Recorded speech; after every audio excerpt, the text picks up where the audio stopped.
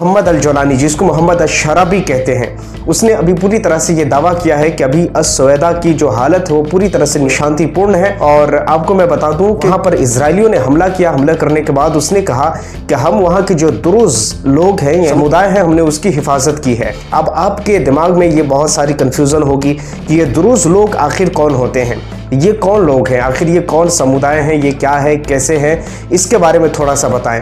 तो देखिए, इसके बारे में मैं शॉर्ट फॉर्म में मैं इतना बताना चाहता हूं। अगर आप कहेंगे तो मैं तो इसके ऊपर एक एक करके डिटेल्स में बात कर दूंगा, लेकिन फिलहाल मैं चाहता हूं कि इसके ऊपर थोड़ी सी मैं आपको बात बता दूं। ये जो दुरूज है, एक्चुअली ये एक शिया समुदाय के लोग हैं। जैसे नॉर्मल लफ्जों में कहते शिया सुन्नी, लेकिन सबका मतलब मानना एक ही है। लेकिन दुरूज जिसे कहते हैं वो भी एक शिया ही है। आपने सुना होगा बोहरी शिया, इस्माइली शिया और इसना शरिया शिया और बहुत सारे आपने सुना होगा।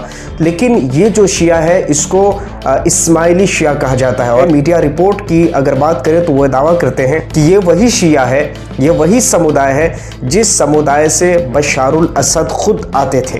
तो आप समझ सकते हैं, इसी समुदाय के लोगों को बचाने के लिए इजराइल का कहना है कि मैंने अस-सवैदा पर हमला किया है। एक तरफ इजराइल दमिश्क पर, अस-सवैदा पर, इजराइल सीरिया के कई बड़े शहरों पर हमला करता है और साथ में ये कहता है कि हमने दुरूज लोगों की हिफाजत के लिए, उसकी रक्षा के लिए हमने हमला किया है।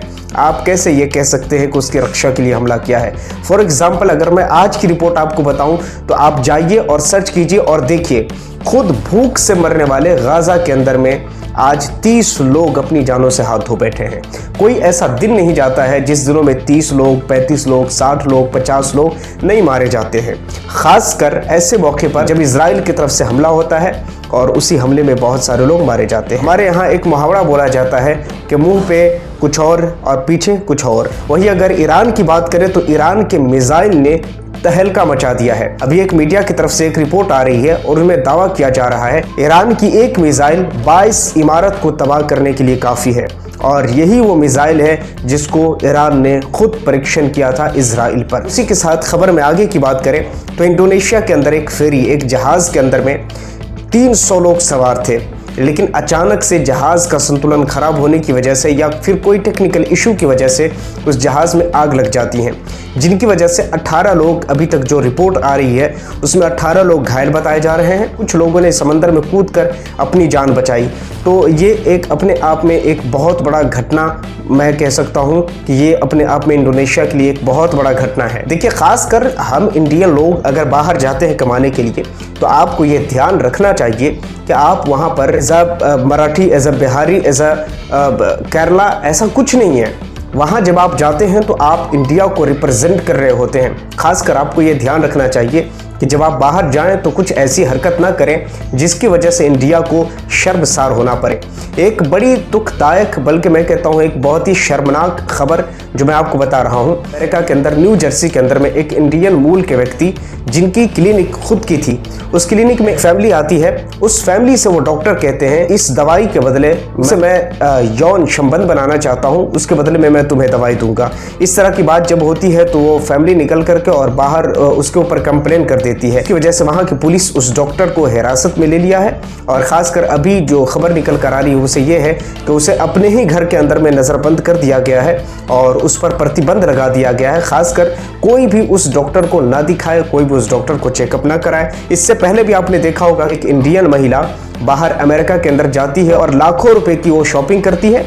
शॉपिंग करने के बाद जब वो बाहर निकलती है तो उसकी सारी एक्टिविटी कैमरे के अंदर कैद हो जाती है, जिसकी वजह से बाहर जो खड़े बॉडीगार्ड होते हैं उसे पकड़ लेते हैं और उसे पकड़कर वहीं जलील करते हैं। लेकिन सबसे ज़्यादा शर्मनाक बात यह है कि वो महिला कहती है हम अमेरिकन नहीं है, हम तो इंडियन हैं। साथ का जो गार्ड होता है वो कहता है तो क्या इंडिया में ऐसे ही होता है? अब आप बताइए कि इंडिया की यहाँ पर कितनी बड़ी किरकिरी हुई है, तो आप समझ सकते हैं। और ख़ासकर जब आप बाहर जाते हैं तो आप इन चीज़ों का ध्यान ज़रूर रखा करें कि आप एक सिंगल पर्सन नहीं होते, बल्कि आप इंडिया को रिप्रेजेंट कर रहे होते हैं।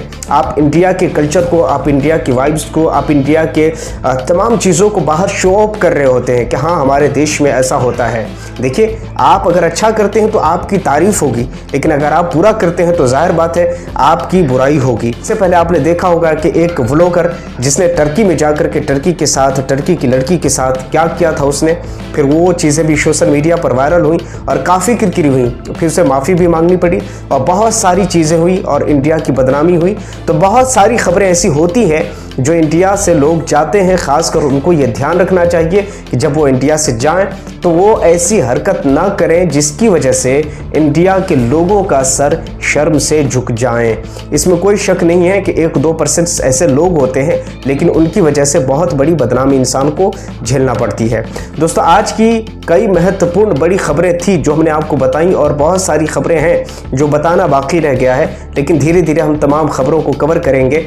लेकिन आपको बता दें कि इस वक्त हमने स्टूडियो सेटअप अभी नहीं किया है। जिस वक्त स्टूडियो सेटअप हम कर लेंगे उसके बाद आपको प्रॉपर तरीके से बड़ी खबरों पर चर्चा होगी। छोटी छोटी और बड़ी बड़ी खबरों पर चर्चा करेंगे और बारीकी से चर्चा करेंगे।